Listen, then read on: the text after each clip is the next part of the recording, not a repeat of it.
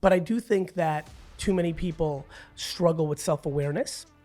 And I do think that building something meaningful, meaning living life on your own 2 feet and not working for someone, which means it's a constant pressure. It's all on you. I do think it requires you enjoying it. Yes. If you're gonna do it long term, because in the hard days, the fact that you wake up and still want to do it because you like it helps a lot. And when you're just doing it for the money, you're gonna give up more often than not. And so that's how I think about it.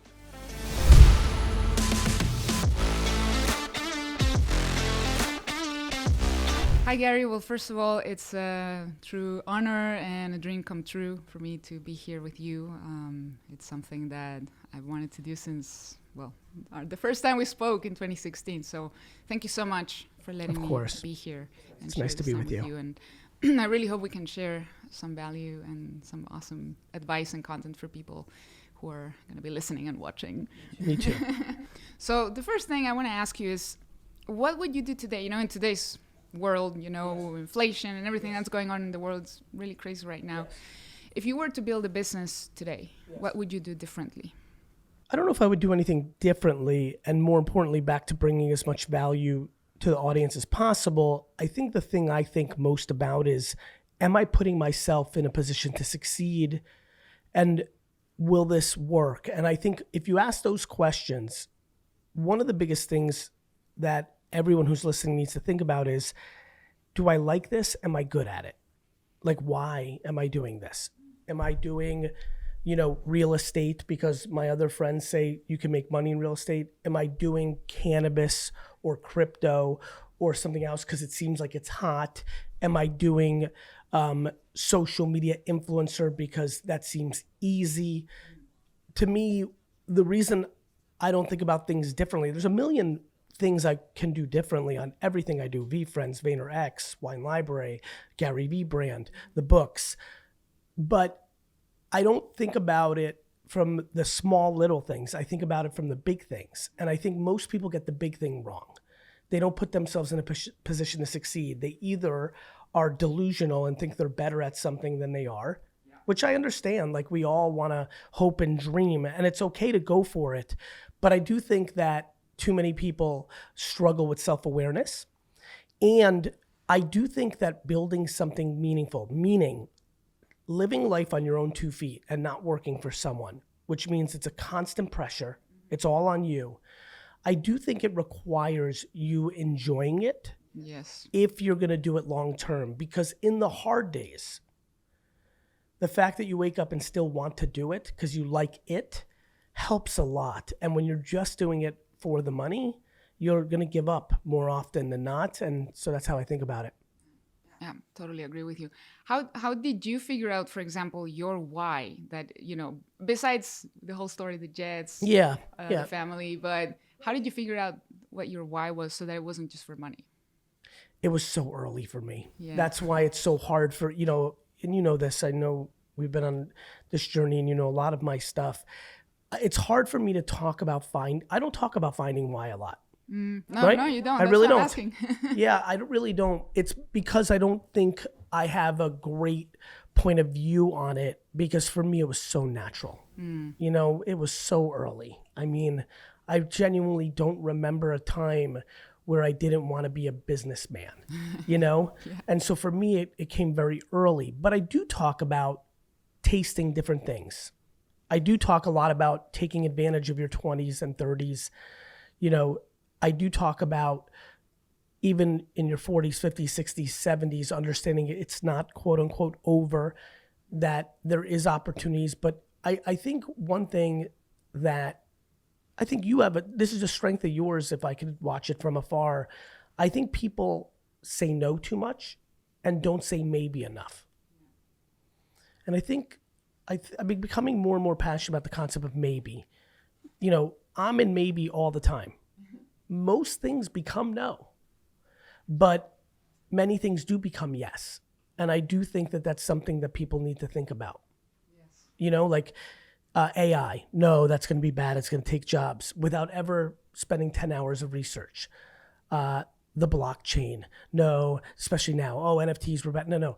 Do you actually understand? Or TikTok? Well, I missed it. It's too late. Well, actually, it's not. The way TikTok's built is it's based on the individual post, and starting tomorrow is just as viable as starting 2 years ago. And so I think that people say no. And so I think for the people listening, trying to find their why, if it didn't come natural to you, there's people that wake up and at 6 years old, they want to be a stay-at-home mother or father. At 6 years old, they want to be a teacher. At 6 years old, they want to be a firefighter. At 6 years old, they want to be a doctor. At 6 years old, they want to be an entrepreneur. But for a lot of people, it's not that easy. It doesn't come that natural. And I do think that people need to keep pushing themselves. Take a pottery class, go to a concert of a different style of music. People don't make themselves uncomfortable, or they're not curious enough, or they're not willing to, try out of fear. And I think about that a lot. Yeah, totally. Now, when it comes to social media, you just mentioned TikTok. For you today, what would be the top 3 platforms to be on? Because there are so many. And what would you do on each of them? If you were starting now, what would you do on TikTok, YouTube, Instagram, or Facebook? Yeah, so I think, again, back to the earlier point of self-awareness, if you're selling B2B, all of a sudden LinkedIn is number 1, right? If you started a SaaS business, if you're listening right now and you want to, or you sell to lawyers, you have a service that sells to lawyers, then LinkedIn's going to be number 1 globally for sure, with YouTube Shorts probably being number 2 because YouTube is a search engine and a lot of people search there. So that would also be good if you were into SaaS. And then probably in that scenario, I would then say if you're selling, a B2B service, after those 2, probably Facebook, grounded in a Facebook group, with then Twitter X being probably 4th. If you're selling SaaS, Instagram's probably a distant 5th. Snapchat, right. Pinterest, they're super far away in that scenario. If you're selling t-shirts to 15 to 25-year-olds, all of a sudden TikTok becomes number 1. Instagram probably becomes number 2 in that scenario, and YouTube Shorts is number 3. So I think for a lot of people, that's that reality. For broader markets, I think that if you're really trying to sell something, like to the broad consumer, call it for everybody who's 25 to 55. Well, now you start getting into Facebook still being an incredibly powerful platform for selling. I do think that organic TikTok for branding is exciting. Instagram, again, becomes a stronger selling platform, but both of those scenarios require ads more than organic reach. Yeah. Whereas TikTok, you can win on organic reach and kind of capture lightning in a bottle. So I hope everybody appreciates the answer. It is contextual, but I think as far as the answer to what you would do inside of it, obviously there's a lot of science and math of what time do you post, how long is the copy. I think a couple things to look out for. Number 1, the best YouTubers in the world, starting with Mr. Beast down, spend more time and more money on their thumbnail than you could ever imagine. So number 1, for everybody who's going to do video, and again, that's a whole nother conversation because for some people it should be written word. So some people should be doing audio. Right. Some people should be doing video. But I think the thumbnail on video is incredibly important. I think the first 3 seconds thing that Dustin and I were talking about on our trip this week is, do we need the hook from the thumbnail to be delivered on in the first 2 or 3 or 4 seconds? And we really believe we do. We believe that if my hook says, 30 to 40-year-olds, you should be thinking about LinkedIn. And if my opening line is like, before we get into that, you might, in 2 seconds, you may lose that audience. And so I think a lot of science around the art. I think a couple of other things. There's a lot of ways to do it. Let me encourage some people. One thing that I've been noticing is on Instagram, you could just take a photo of something, right? You were here with your friend this weekend in New York. You could take a photo of like a nice picture that caught your eye in New York, take a photo.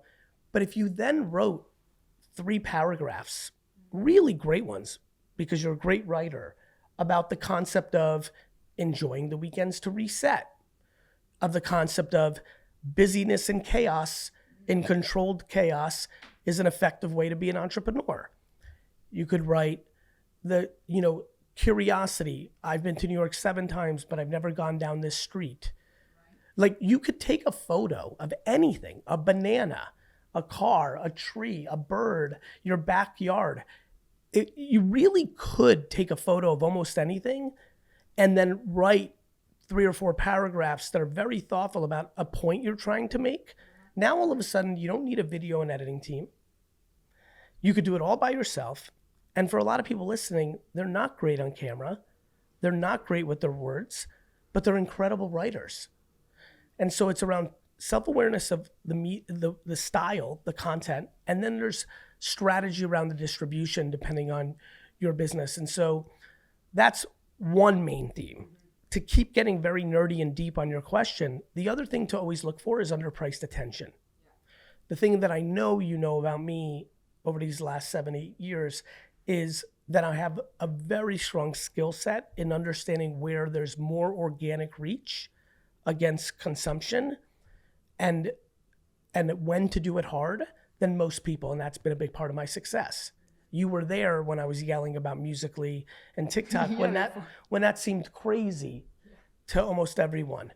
You weren't there, but people that have been following me all the way back to 2005, 6, and 7, there was an incredible amount of content and passion I had around YouTube and Twitter and Facebook. I mean, I wrote Crush It in 2008. Came out in 2009, but I wrote it in 2008. That's 15 years ago. So I think that I constantly look for the underpriced attention. It's always most exciting when it comes up in a new platform, but new platforms only come around every 3, 4, 7, 9 years. Then when it's not a platform, it goes into the things we just talked about, the strategy within the platforms.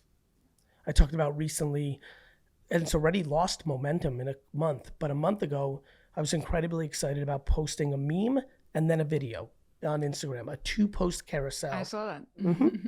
And, I see incredible opportunity in that. Again, almost talking to Dustin, I'm almost having my own meeting right now. One thing that continues to work for me is taking headlines that are happening in pop culture business and doing a green screen and talking over it. That model continues to work better than if I just looked in camera right now and talked about it. And even when the green screen video is not great quality, like it doesn't look good, but it works. Correct. To your point, my last one, which did really well, I was in the car and the light was hitting a different way, and it wasn't like I was like distorted. That's right. But I think that's I think a great strength of mine that I would encourage people to consider is constantly trying new formats. I'll use you as an example.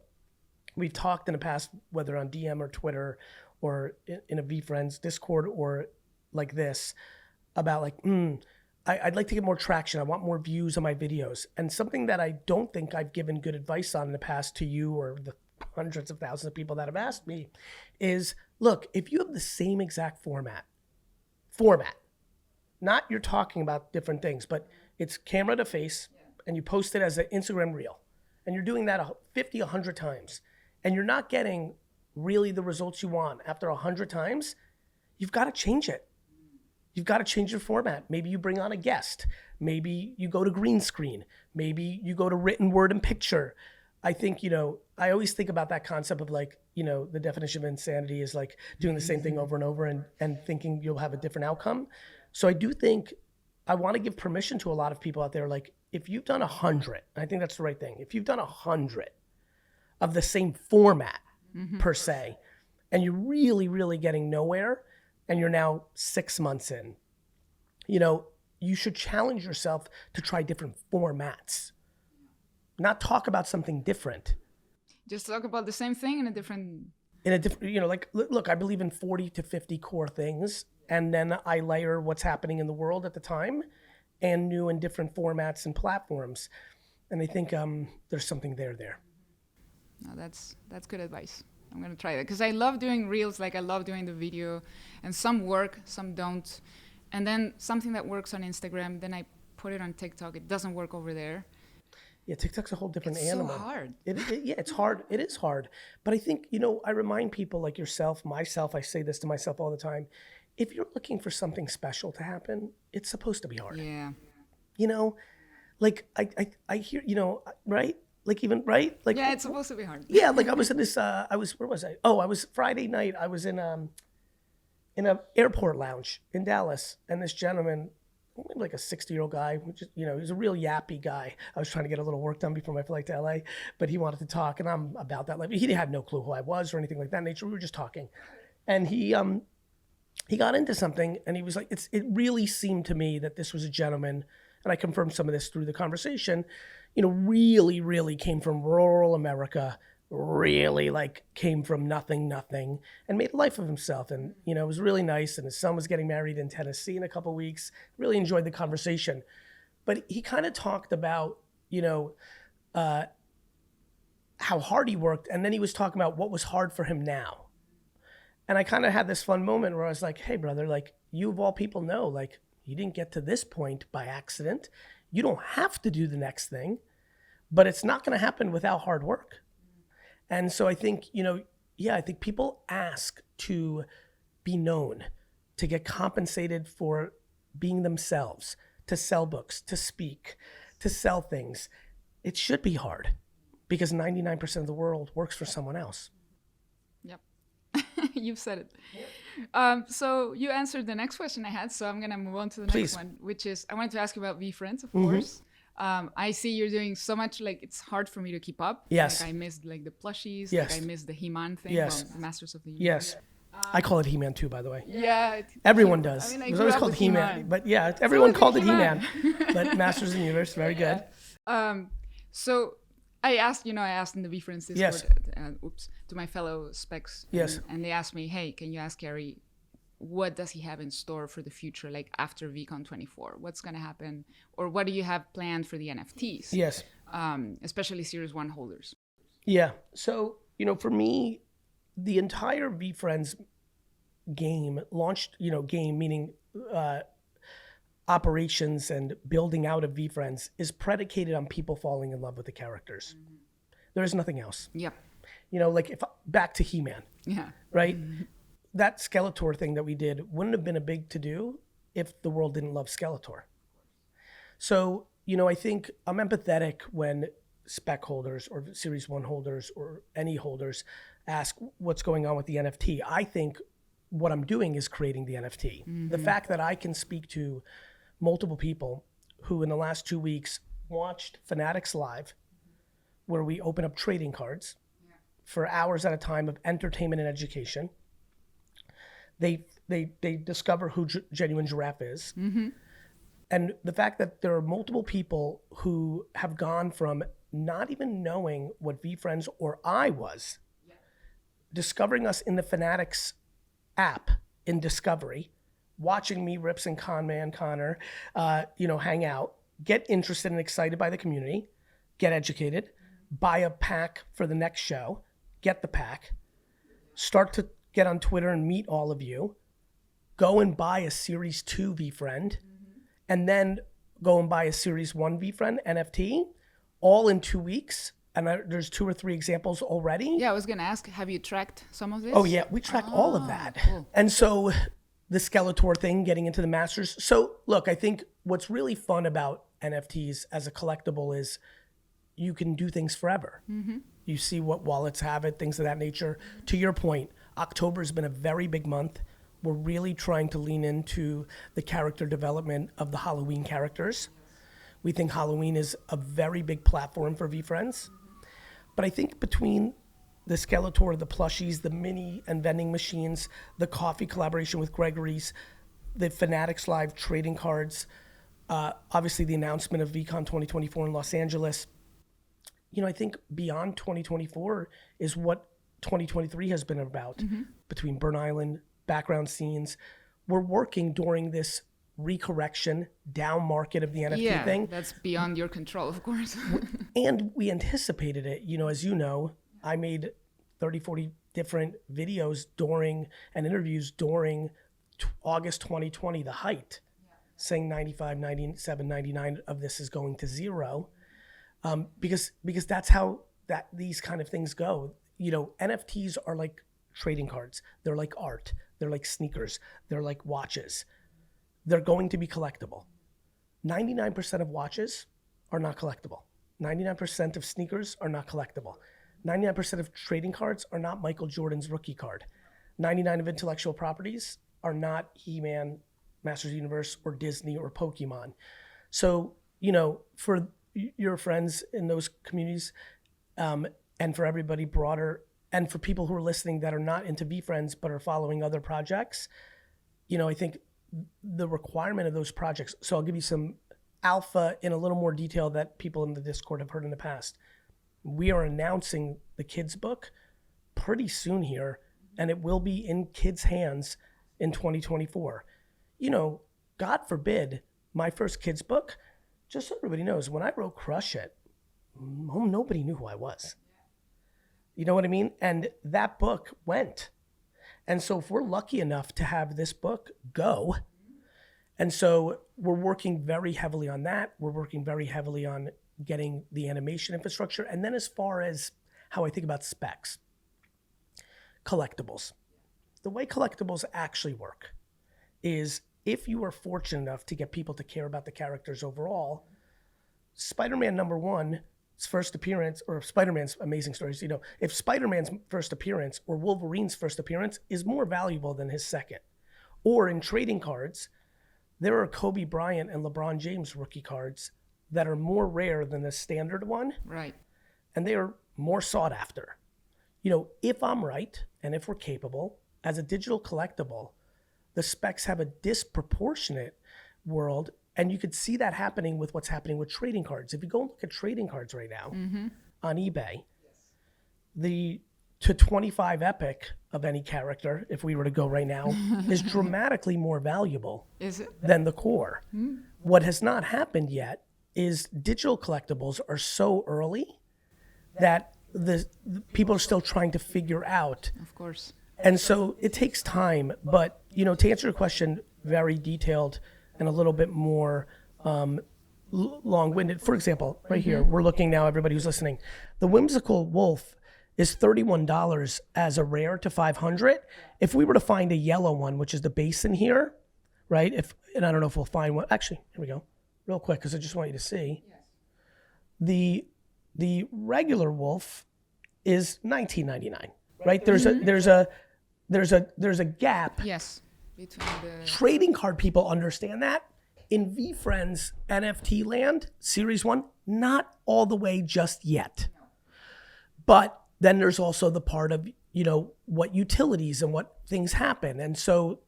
like what's, like one side is a collectible, and then from your end, will you continue to create benefits? Of course, but as you know, and everybody knows, there's also clarity that we're looking for from legislation that we have to wait for.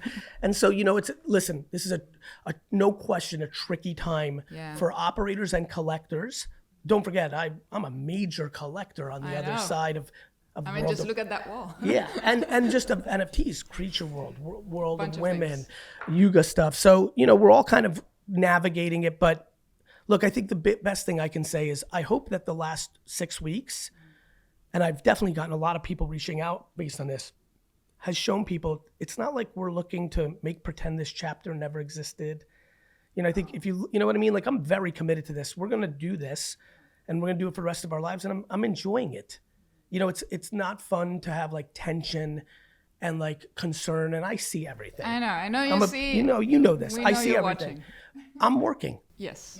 He-Man took 19 months. It really mattered. Mm-hmm. There's a lot of people in Masters of the Universe Reddit communities and Discords that are like, wait a minute, Vfriends is cool. Skilled Skeleton is selling more as an NFT because we're working on it. Okay. So I wanted to ask you now about your next book. Yes. In our last interview a year ago, you told me the title of the book. And now it changed. Yeah, exactly. What can you share? Yeah. So what I told you at the time was it was going to be jab, jab, jab, left hook. Correct. Because I knew that I was going to write a very similar book to that 10 years ago, which is what I am writing with day trading attention. The difference is when I started writing the book, versus when I had it figured out a year ago when we spoke, I realized this is a much more complex book than Jab, Jab, Jab, Right Hook. Jab, Jab, Jab, Right Hook was very simple to understand. Give, give, give, then ask in your content. Here's some examples of content. Mm-hmm. Day trading attention is very detailed to what you and I talked about 20 minutes ago. It is probably my most academic book. You know, there's even a part of me that worries that it could be a hair boring. I'm not kidding. I'm being dead serious. It's so detailed in the magic of what I do and what VaynerMedia does. But I'm proud of that. I think we will, Jab, Jab, Jab, Right Hook, besides Crush It, is the book I get most talked to about how it changed someone's life. Especially now in marketing, so many of the people that are in companies that we work with, when the meeting's over on Zoom, they're like, hey, Gary, can I just say something?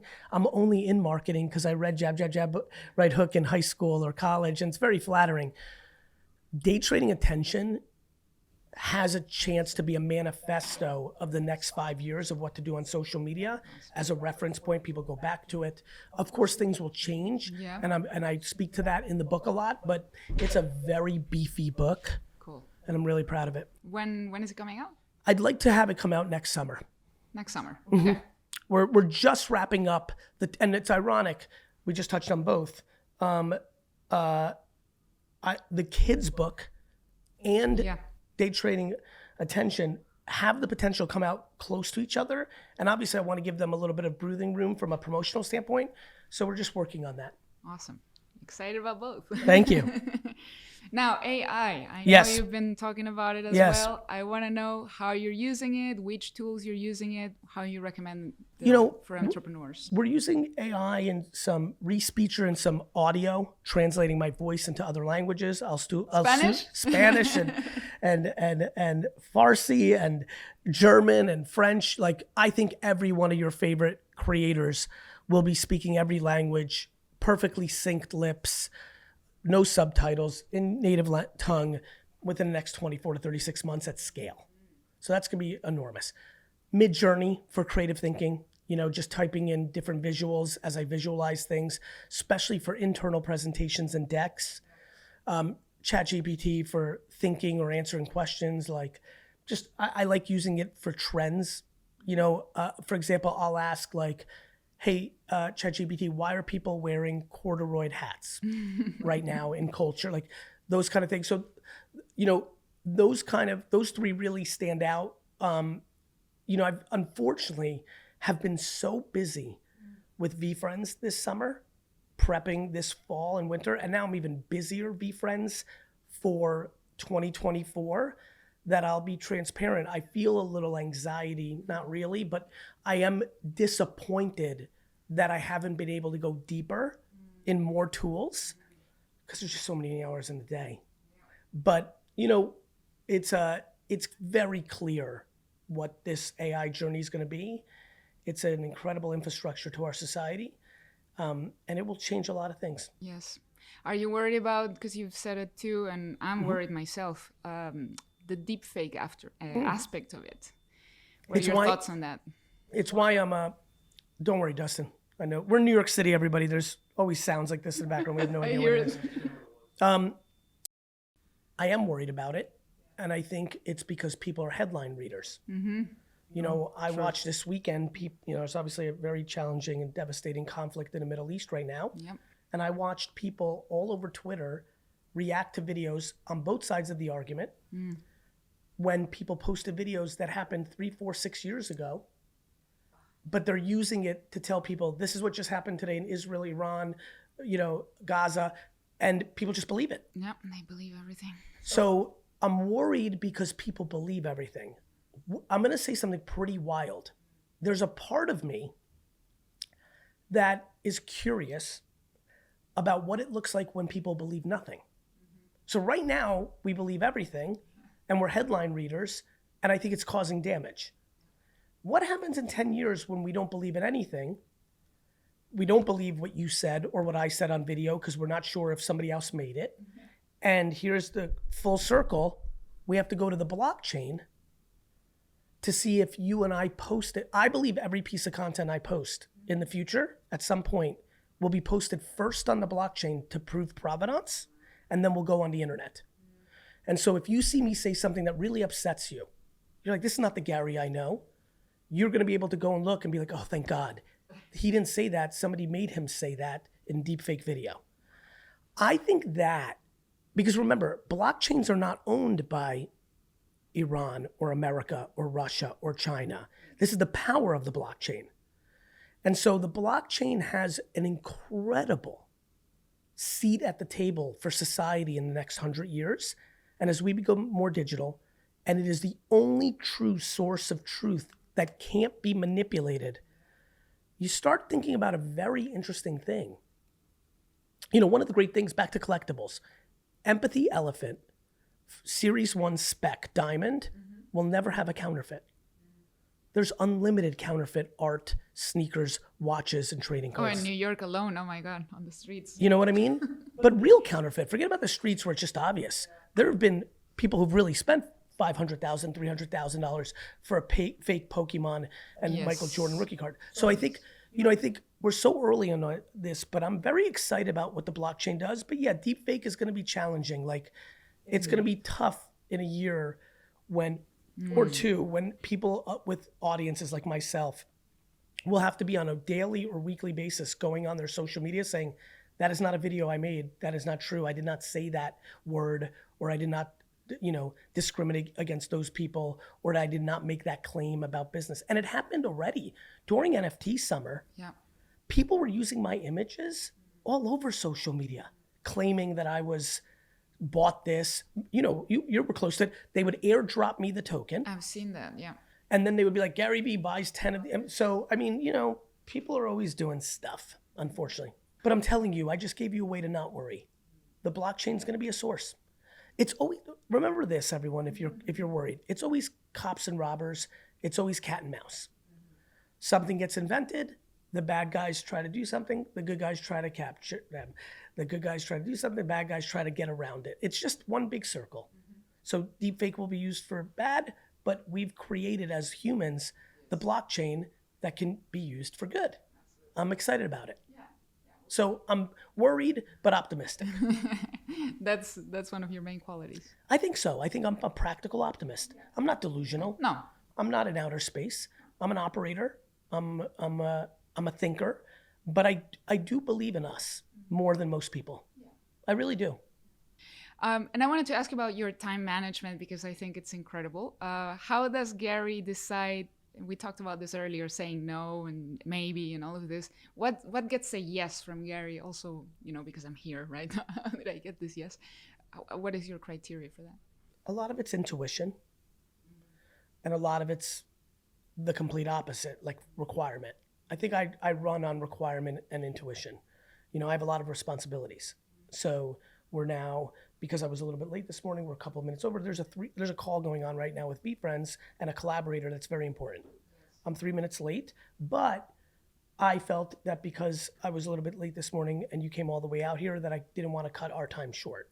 These are decisions that are happening every second, especially for someone as busy as I am. I have 3 full-time admins. I have 2 chief of staffs. I think what I do well is I don't let meetings run long. I talk about that a lot. 1 hour meetings could be 30-minute meetings could be 15. I think I put my money where my mouth is. Most people don't hire 3 admins. And so they get the results of 2 admins or 1 admin. The biggest mistake I think a lot of people make, and don't forget, I did my own admin work for 10 years, 1998. I did my own admin for 13 years. So I understand what it's like when people hear me, they're like, I can't afford it. I'm like, I know, I did that for 13 years. But there was a point where I realized, wait a minute, it's not good for me to be doing this. There's a lot of time I'm putting into this. I'm getting busier. And so I think a lot of entrepreneurs or founders don't get admins fast enough. And then they don't trust admins. That's a big one. And so I think they'd rather buy nice clothes or take a trip or buy a nicer car or a better laptop, and they're not investing in themselves, and their time is very important. It's their biggest value. I can make more money, but I can't make more time. And I think about that a lot. Yeah. Well, Gary, thank you so much. I had like a million more Oh, questions. by the way, to answer your question, why you? Because I like you. Oh, thank Because we have a real relationship. We've seen each other a lot. We've interacted a lot. That's the beauty of the internet. We've seen each other a lot in the scheme of things, But none of probably the second time on, we wouldn't have seen each other if we didn't continue the conversation on Twitter, Yes. right? Yes. So I think social media creates the gateway to real relationships. I agree. And I like that. And I like people. And I like you. And that's why we're here. Thank you. I love you. I love you back. Awesome. Thank you so much.